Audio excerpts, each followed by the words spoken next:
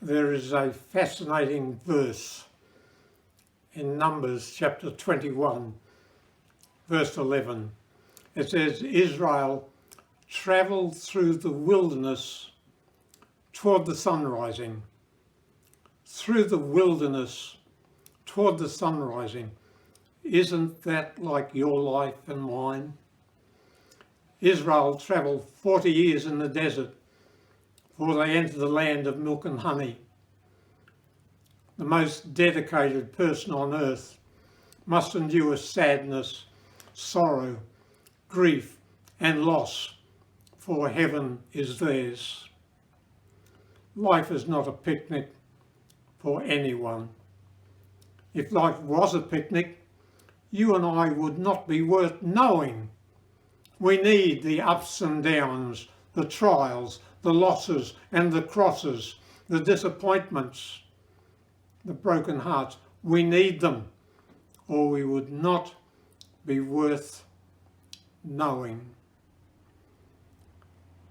There's a wonderful story, the end of John's Gospel, John 21. It talks of the 7 disciples of Jesus going fishing at night, and they toil all night and they catch nothing. They're hungry, they're tired, they're wet, they're disappointed, and suddenly dawn begins to open up on the scene. They see a distant figure on the land, and that figure calls out to them, "Lads, have you caught any food?" They reply with just one monosyllable, "No."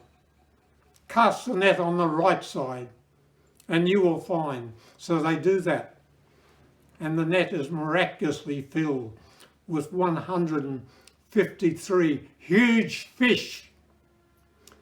This story is a parable about life and death.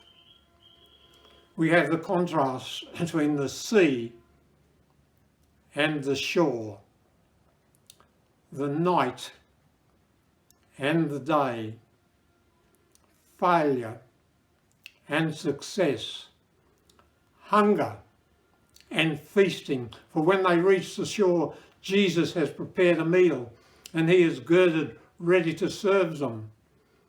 Dear friend, do you understand this parable? Today we are on the sea of life, very unstable. Nothing seems certain. We think we could be swallowed up any time. Many disappointments, much fatigue. Ultimately, the surf will pound on the shore. That's a symbol of death, dear friends. But if you belong to Christ, if you have believed that he loved you enough to die for you, death has no terrors. Night will give way to morning, everlasting day. The unstable sea will give way to a wonderful shore where the new Jerusalem stands. Hunger will give way to feasting. Revelation 19 promises a wedding feast for all who are redeemed from the grave at the end of time. So important to understand that trouble is temporary for the believer. Every shadow means there's a light somewhere.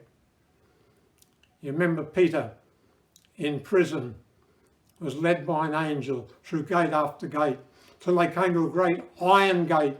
Peter thought, we'll never get through here, but it opened of itself.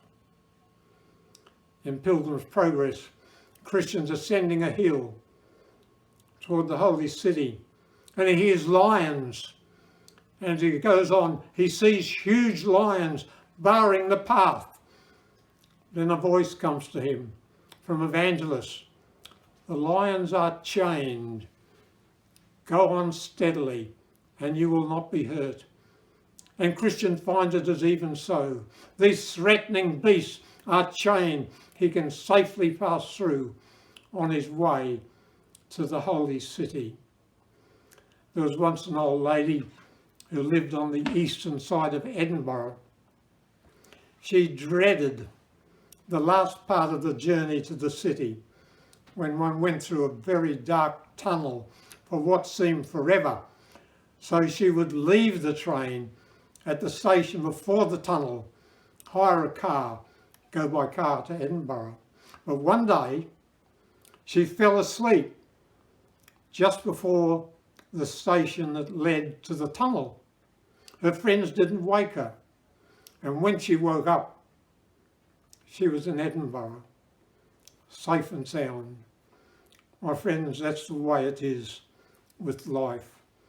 If you read all the great classic biographies of people that God has used, they all knew shadows, they all knew trial, they all knew weariness, despair, but they all found glory. God grant that it may be so for you and for me.